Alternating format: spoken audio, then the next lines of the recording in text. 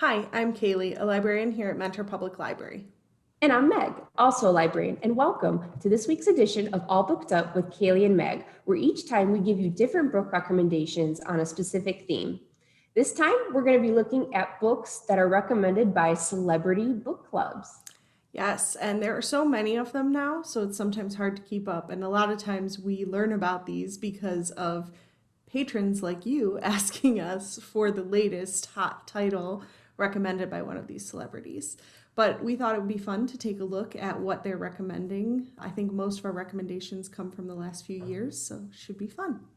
Yeah, and just a reminder for today, all of the books we're going to be talking about are available either through Hoopla or Libby by Overdrive. So you can read those on your phone, tablet, or your computer, as well as physically.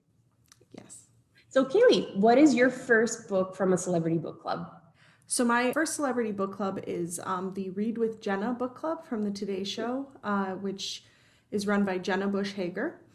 And this one started back in March 2019. Each month, Jenna selects a new title, which is announced on the Today Show and often is accompanied by an author interview.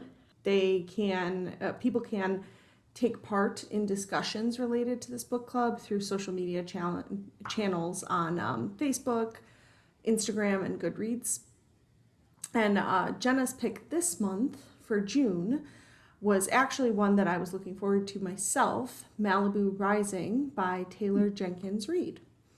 Last year I read one of Reid's other books, Daisy Jones and the Six, and I really enjoyed it. So I was looking forward to another sort of rock star type book, which is what this one is. And Malibu Rising takes place starting in the 50s and jumping back and forth to the 80s.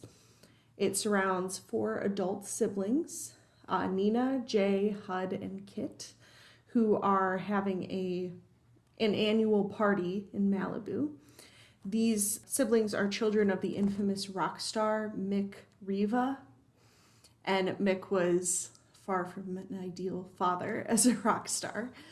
And so back in 1983, they're having their annual party, and you learn through the prep of the party, you start to learn all the stories from the past, including Mick's relationships, his rise to stardom, issues that he had with infidelity and drugs, and all of the music scene things, and how that impacted his relationship with his children, as well as their relationships with one another and him. And you see the adults then in the 80s as to who they have become and how they interact with one another. Like the oldest, Nina, she's sort of the mother of the group. She helped raise her younger siblings, and how that dynamic has changed or not as they're adults.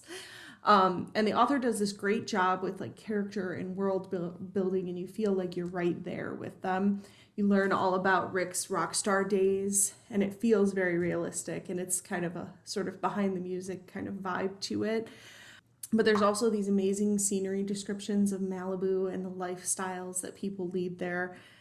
So it's an interesting read. It's nice to see sort of sibling relationships in adults and how they interact with one another after having such a sort of tumultuous childhood in the shadow of their rock star father.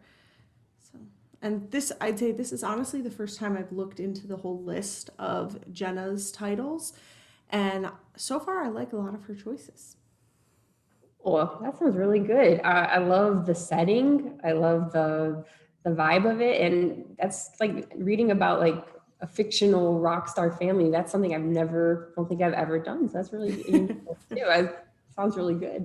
So my next one comes from what I'd probably consider the OG celebrity book club, the original Oprah's book club. Yes. So yeah, Oprah's book club is probably the first one I think of when I think of celebrity book clubs. Of course, like you said, she's the OG. Yes, the original. So hers started back in 1996. Can you believe it's been that long? since she Yep. started it. Yeah. It used to be a segment on her talk show. And then it ended in 2011 for a brief time, and then picked up the next year as Oprah Book Club 2.0, which was mainly through her Oprah own channel and her magazine. And even now, I think beginning 2 years ago on Apple TV, she now does these interviews. She does her monthly book, selections, and then has an interview with the author as well. So it's still alive and well, even though she no longer has her talk show. And there have been so many articles just about how much her stamp of approval boosts the sales and the notoriety. Huge. There's been controversies in years past with certain picks. And I mean, so there's a whole saga and legacy with, Oprah's book club. So it's a fun one to look at the list. So the one I chose is one from a couple picks ago. So March of 2020. And it's called Hidden Valley Road, Inside the Mind of an American Family by Robert Kolker. So this is a nonfiction true story, and it's really fascinating. It's about a family in the mid 20th century Colorado. They seem like the typical, nuclear family, a big family, 12 kids, but, otherwise on the surface, normal. Well, in the mid 70s, 6 of the 12 children were diagnosed with schizophrenia, which is an absurdly high ratio. Absolutely. You never hear of that. So this story, in Oprah's own words, she had an interesting quote about it. Oprah said, "This book reads like a medical detective journey and sheds light on a topic so many of us face, mental illness." So there is kind of why is this happening mystery to it, threaded through going through a lot of the history of schizophrenia, mental illness in general, the whole era of lobotomies and institutions. And the book also goes into, discussions of why does this disease happen? What causes it? What is the genetic component of it?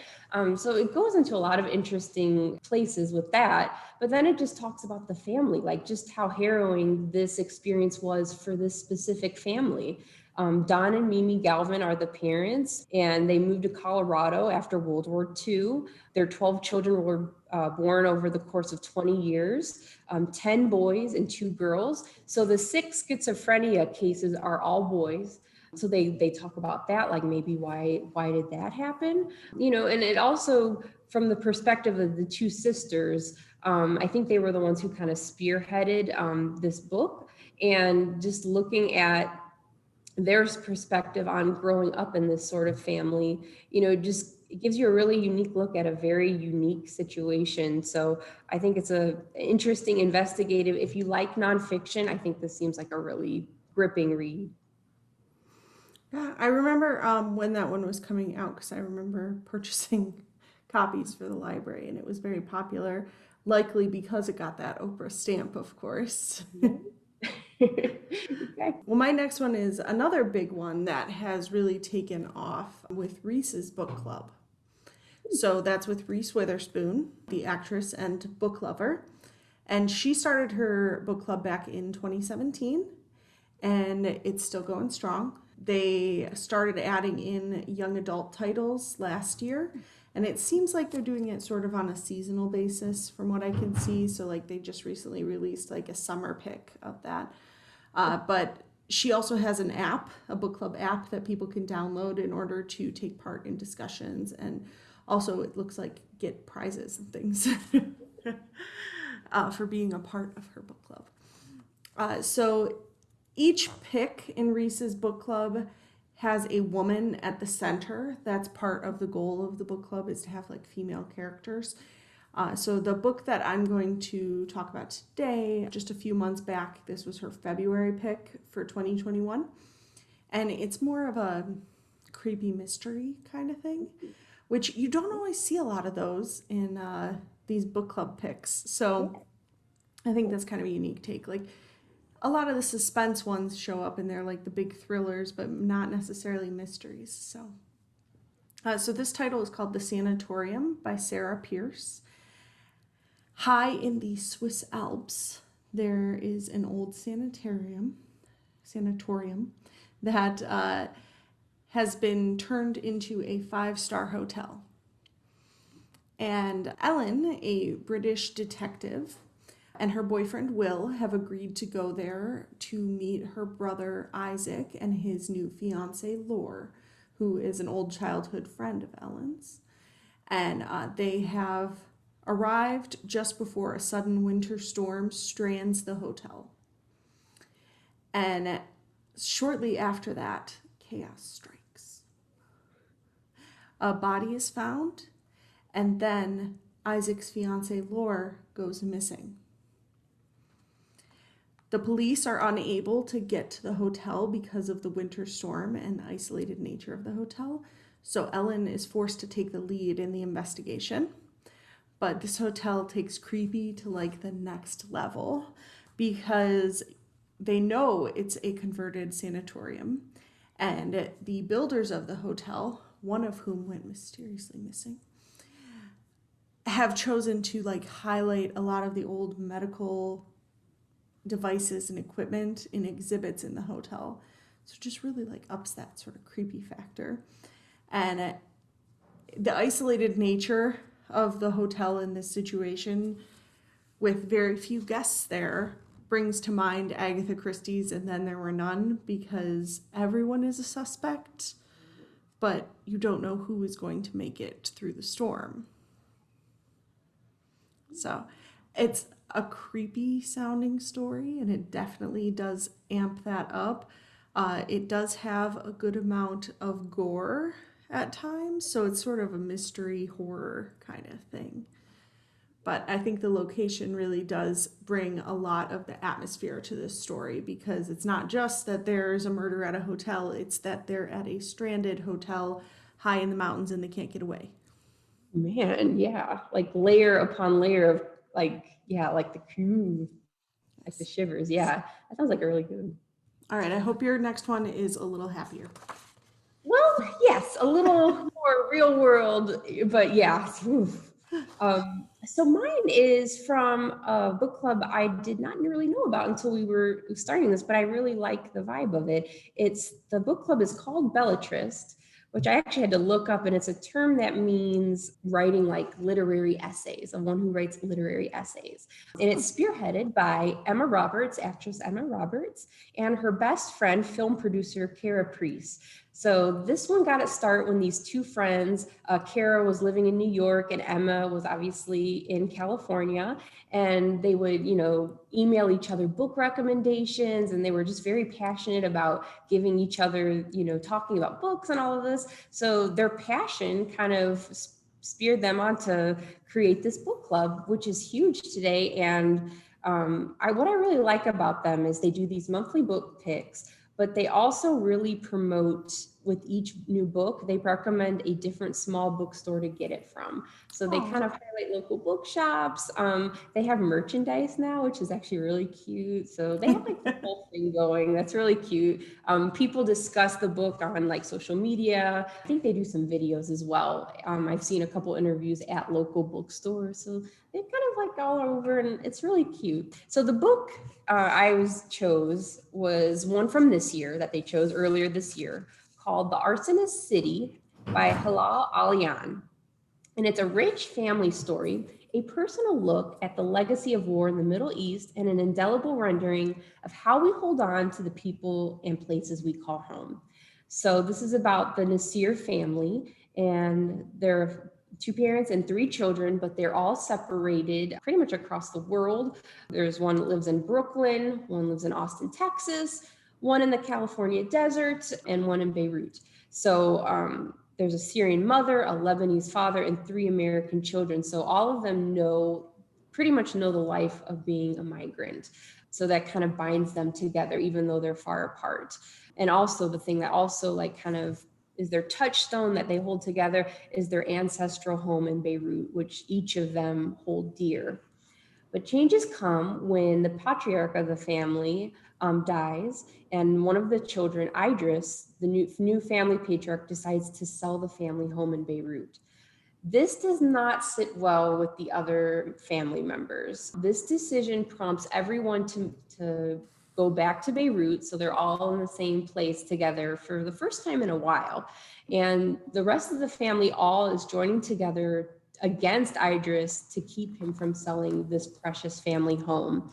And obviously in Beirut, this is an area which is strife with a lot of political tension, with a lot of religious tension, refugees, ongoing refugees. And so it's a legacy of war as well. So in this context, a lot of the personal family issues, secrets between members of the family kind of are, even more tension. It's even more tension, and secrets that were long ignored kind of now can't be ignored. So I like how it combines both like intimate family issues along with like issues on a more global scale. She kind of like connects the two in really interesting ways. So yeah, this is a book that was not on my radar, before this book club. So I think it's a really interesting choice and kind of shows you how book clubs can lead you in new places you wouldn't go to before. Oh, definitely. And I think that's one of the joys of book clubs in general is that you're always picking books that maybe you hadn't thought of, especially when you have multiple people picking them. So I think if you can't maybe get to book club at the library or with some friends, especially these celebrity book clubs are a great way to challenge yourself to pick up new books. And I think get new recommendations, like you said, that may not have ever been on your radar before. Right. Yeah.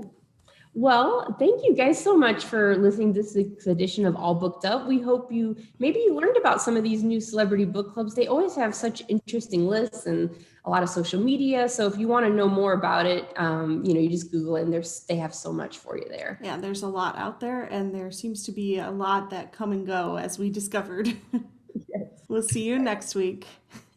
See you. Happy reading.